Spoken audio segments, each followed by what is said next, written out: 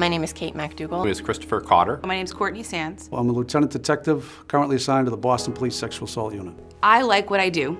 I work with families and children all day long, and I think there's a lot of, it's a difficult subject matter. But once I had the opportunity to really look into the eyes of a child and be one of the only people maybe that believes them, that they could trust in, I realized that that was the end all for me. I had found my calling. Every kid should be able to put on their pajamas at night and go into a nice warm bed and not have fear. Knowing that I'm going to try to help keep a child safe, at least a child, if not several. You change the direction of a child or a family by getting up and working hard and doing what you do. Makes us a little bit nuttier as parents because the stuff we're hearing, we're, a little bit crazier as parents, but to hear the stories, it is heartbreaking. It makes you look at society different. Like, how does this happen to a child? Our bad days are far more worse than most people's bad days, but our good days are remarkable, and typically you get one when you most need one. It's all these cliches wrapped into one. It's to help the helpless, give voice to the voiceless, to help people negotiate a tough system.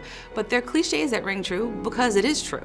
That's what we do. So we get to see the good, the bad, the ugly. I'll have a lot of crazy stories if I make it to retirement. I say that much, I think that we're forced to occupy a corner of the world that's not so nice. It is not pretty. And people don't really, it's not the kind of thing you talked about at a cocktail party. It really is a special group of people who can do this work.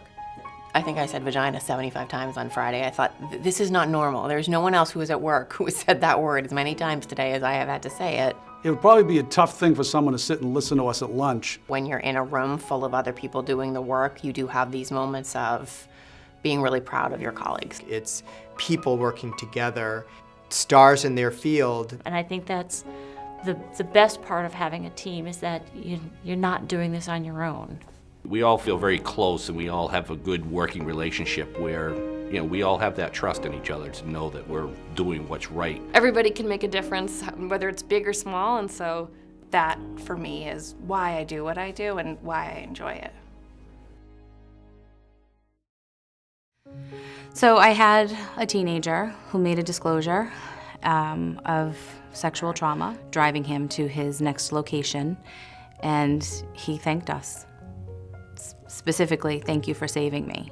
It was a juvenile sophomore, junior in high school who was failing everything, and I actually just saw their mother probably a couple of weeks ago, and she's ready to graduate college. She gave an impact statement, and at that moment, I knew her life had changed. I knew his life had changed for society's better because he's no longer going to be on the street. And he was like, well, you did. He was like, I feel better now.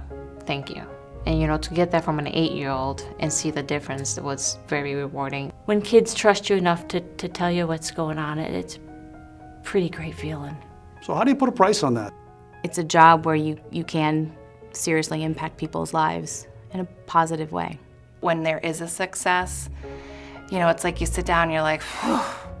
She just relaxed and smiled and was so happy. And she said it was because of you guys that my life has changed, so. Oh, I can answer that for sure. I'm Beth Bouchard. My name is Tracy DeFusco. I'm Susan Oliveira. Tanasia White. George Giuliano. Oh, my name is Brenda Torrado. Adine Lattimore. Katie Parton. It truly is something to be proud of, knowing that you are going to work every day to help keep kids safe. And it's amazing how you can see even over a month or two how a child can grow and how much they're going to be okay. I just think about how the kids would be super disserved if we didn't have the awesome people that I work with and all the other CACs to help them. My hope is that they're able to really move on and get the help that they need and be very successful, that they have a voice in the outcome of what's to be.